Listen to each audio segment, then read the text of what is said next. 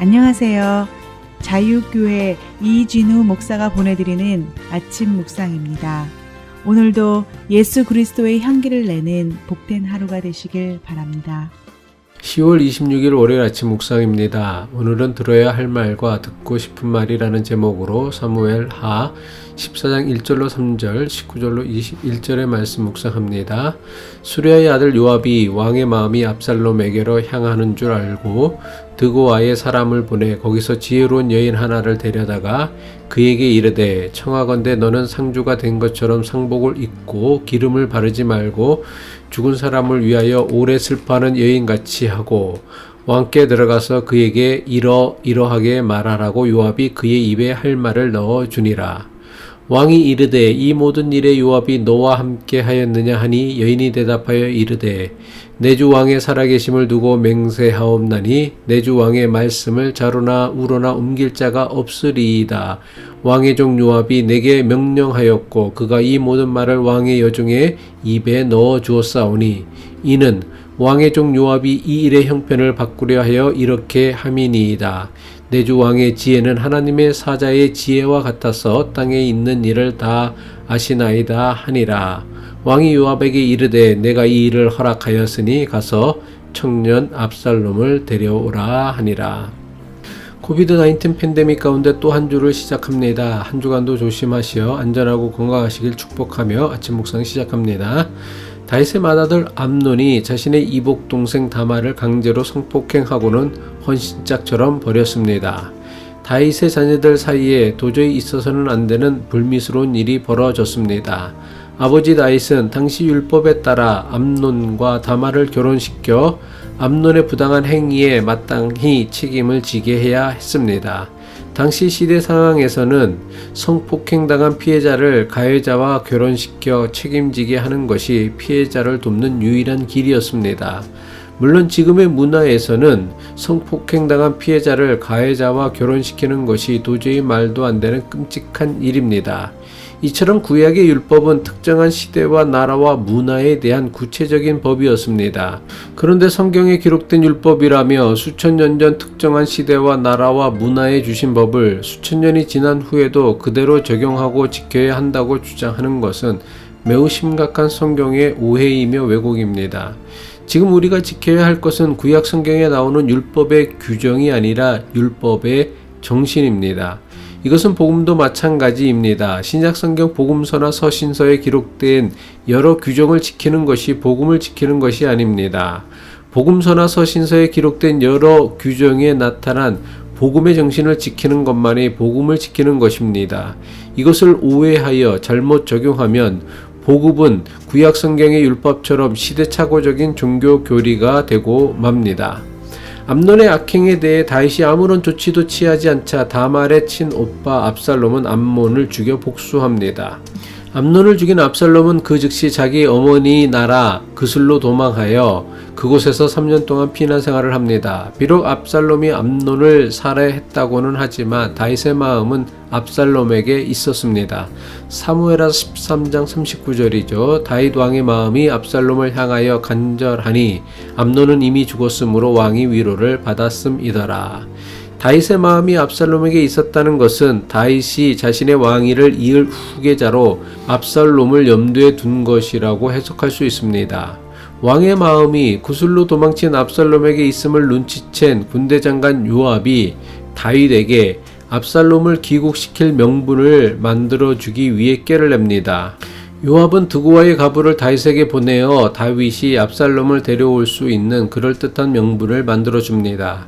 요압이 보낸 드고아 출신의 가부는 다윗에게 자기 두 아들의 이야기를 하며 하소연합니다. 과부에게는 두 아들이 있었는데 형제가 싸우다가 형이 동생을 그만 죽였습니다. 사람들이 동생을 죽인 아들을 살인죄로 다스리기 위해 내어놓으라고 합니다. 당시 율법에 따르면 동생을 죽인 형은 살인죄로 사형을 받아야 했습니다.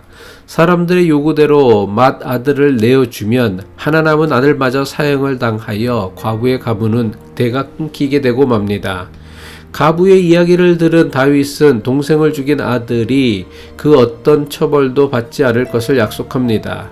그러자 드고와의 가불은 동생을 죽인 자기 아들을 용서해 준다면 형을 죽이고 도망친 다윗의 아들 압살롬도 용서해 주는 것이 마땅하다고 주장합니다.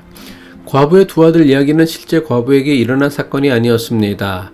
드고와 가부가 왕에게 전화를 하고 요압이 만들어낸 이야기였습니다. 요압이 이런 일을 꾸민 것은 다윗 왕의 마음이 압살롬에게 있음을 알고 다윗이 죄를 짓고 도망친 압살롬을 예루살렘으로 데려올 수 있는 그럴듯한 명분을 만들어주기 위함이었습니다.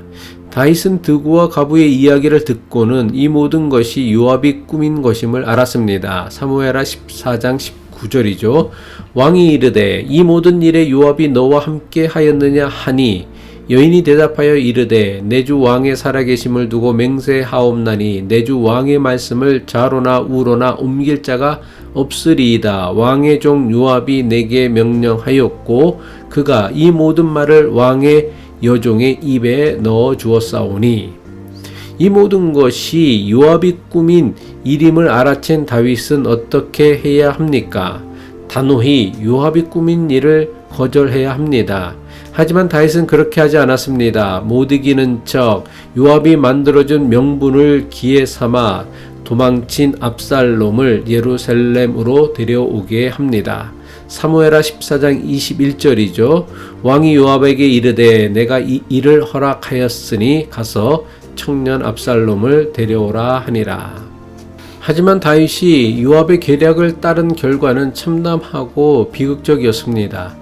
아버지 다윗 왕의 용서로 당당하게 예루살렘으로 돌아온 압살롬은 이후 세력을 모아 아버지 다윗을 몰아내는 쿠데타를 일으키게 됩니다. 요압은 드고와 가부를 이용해 다윗이 마음에 두고 있는 압살롬을 예루살렘으로 데려올 수 있는 그럴듯한 명분을 만들어 주었습니다. 이것은 하나님께서 다윗에게 나단 선지자를 보내어 그의 죄를 깨닫게 하신 사건을 요압이 그대로 흉내낸 것입니다. 하지만 하나님께서 나단 선지자를 다윗에게 보낸 것은 다윗을 책망하고 바르게 하여 그로 하여금 옳은 길로 인도하기 위함이었습니다. 하지만 요압이 드고와 가부를 다윗에게 보낸 것은 왕의 심기를 헤아려 아부하고 아첨하여 왕으로 하여금 잘못된 선택과 결정을 하게 만들었습니다. 바른 선택과 결정을 하고 옳은 길을 가기를 원한다면 우리가 마땅히 들어야 할 말씀은 오직 하나님의 말씀뿐입니다. 하나님 말씀만이 우리를 옳은 길로 인도합니다. 하지만 우리는 옳은 길로 인도하는 하나님의 말씀 듣는 것을 즐겨하기보다는 당장 우리 귀에 좋게 들리는 사람들의 아부와 아첨, 유혹하는 말을 듣길 더 좋아합니다. 다윗은 압살롬의 문제를 가지고 나단 선지자나 하나님께 물었어야 마땅했습니다. 하지만 다윗은 하나님의 말씀보다 당장 자기 귀에 듣기 좋은 말을 해주는 드고와 가부와 요압의 말에 귀 기울였습니다. 그리고 그 결과는 비참하고 비극적이었습니다. 이것은 단지 다윗에게만 해당하는 이야기가 아닙니다. 오늘 우리 모두에게도 해당하는 이야기입니다.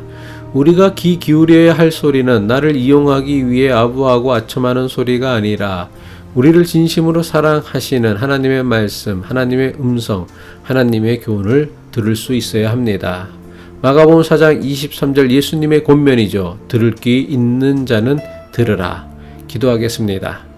우리에게 말씀하시는 하나님, 우리의 귀를 만족시켜주는 아부하고 아첨하는 사람의 말보다 우리의 마음을 성숙하게 만드는 하나님의 말씀에 귀 기울일 줄 아는 분별력과 영성을 가지게 하옵소서. 예수 그리스도의 이름으로 기도합니다.